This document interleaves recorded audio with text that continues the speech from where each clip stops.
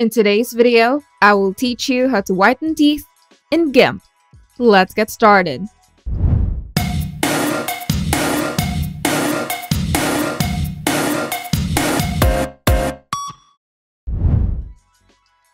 Whitening teeth in Gimp involves a combination of techniques, including adjusting levels and fine-tuning with layer masks.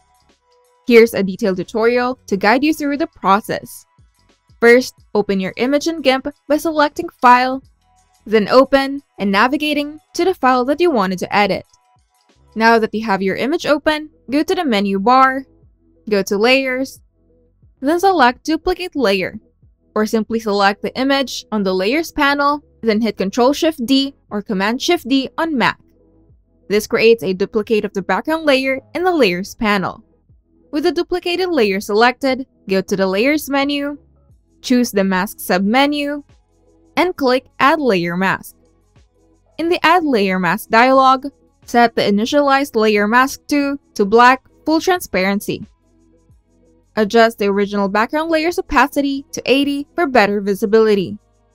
Then select the paintbrush tool, set the foreground color to white, and start painting on the layer mask to reveal the teeth. If you made a mistake, use undo by pressing Ctrl-Z or Command-Z, or switch the foreground color to black to hide the pixels.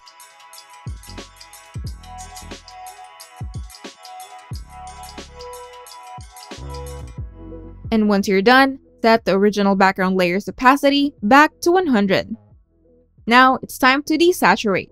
Choose the layer containing only the teeth that you want to whiten, then open the Colors menu, then select Hue and Saturation. Adjust the saturation slider downward until you achieve a neutral tint for the teeth.